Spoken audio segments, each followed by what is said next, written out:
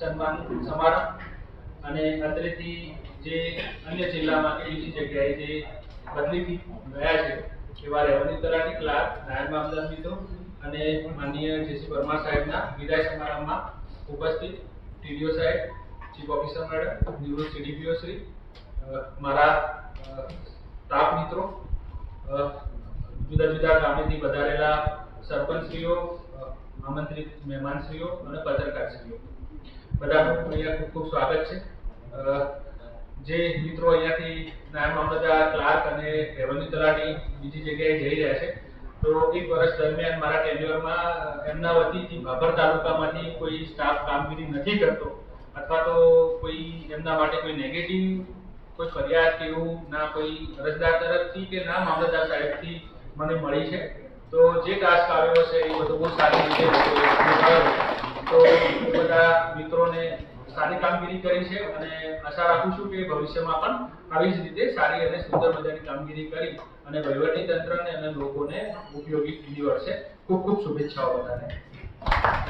એટલે ખરેખર મિત્ર જ્યારે આવતો હોય ત્યારે મિત્ર સાથે કામ કરવાની જે પૂરો સમય મળે એનો એક આખી અલગ જ મજા હોય છે, એક અલગ જ આનંદ હોય છે. તો જ્યારે ઓર્ડર વાંચ્યો ત્યારે જ બે રીતે ખુશી હતી કે પરમાર સાહેબની બદલી થઈ તો એની પણ ખુશી કે સાહેબને એમને પોતાના વતનમાં જવું હતું અને જે રીતે પરિસ્થિતિ હતી એ પ્રમાણે મને આનંદ થયો કે ચલો સાહેબ એમને અહીંયાથી છૂટ્યા અને એમના પોતાના વતનમાં એમના પરિવારમાં એમને સમય આપી શકશે અને એમને પોતાને ગમતી જગ્યાએ એમને કામ કરવા મળશે.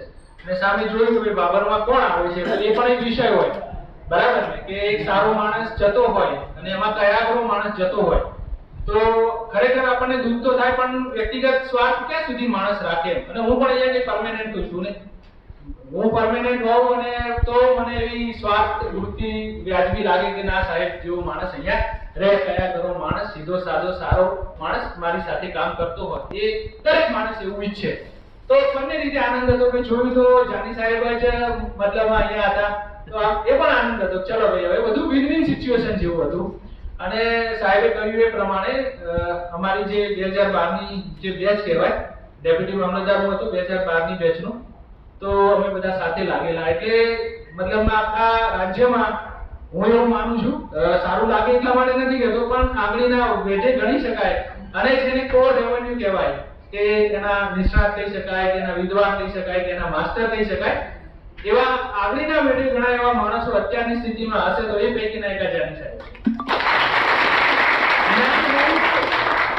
એ બહુ અગત્યની વાત નથી. એ તો માણસ વાંચે તો યાર એક વાર વાંચવાથી ના આવડે તો બીજી વાર વાંચવાથી ના આવડે તો ત્રીજી વાર, ને એમ ના આવડે તો 5 વાર વાંચીને માણસ વિદ્વાન થઈ જાય.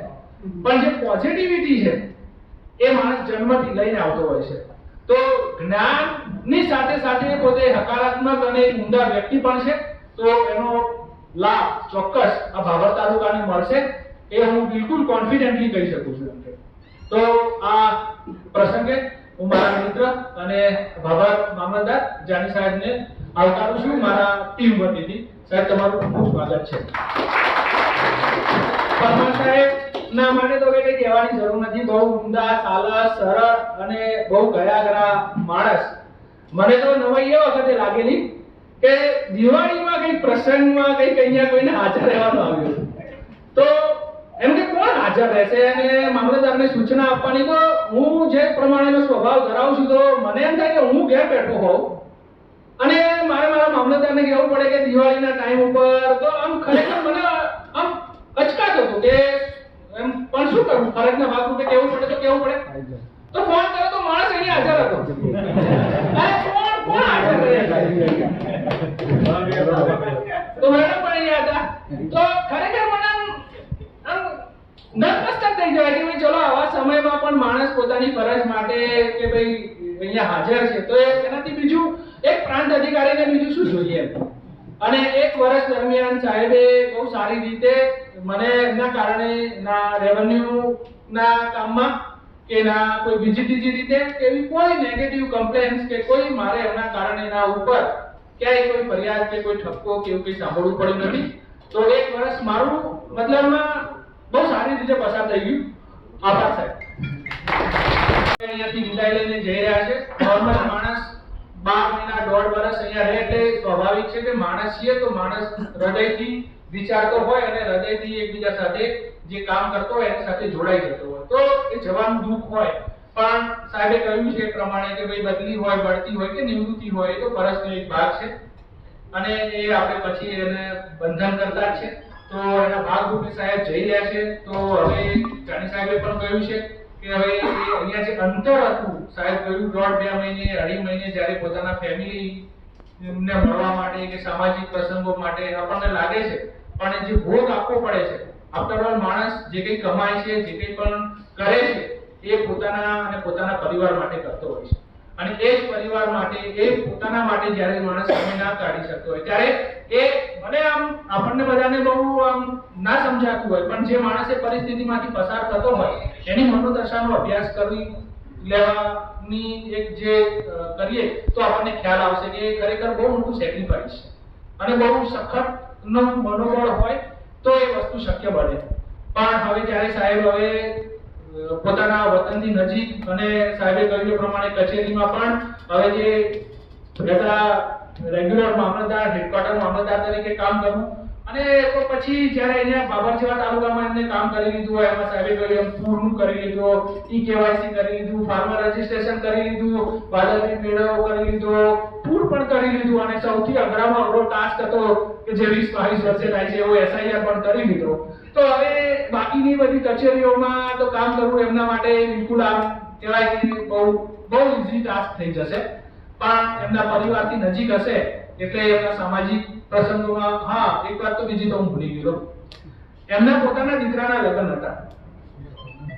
અરે માણસના દીકરાના લગ્ન હોય અને અઠવાડિયું મતલબમાં બાકી હોય અને માણસ અહીંયા SIR માટે સોસાયટીઓમાં ફરતો હોય, ખરેખર આવું તો કોઈ ના કરે.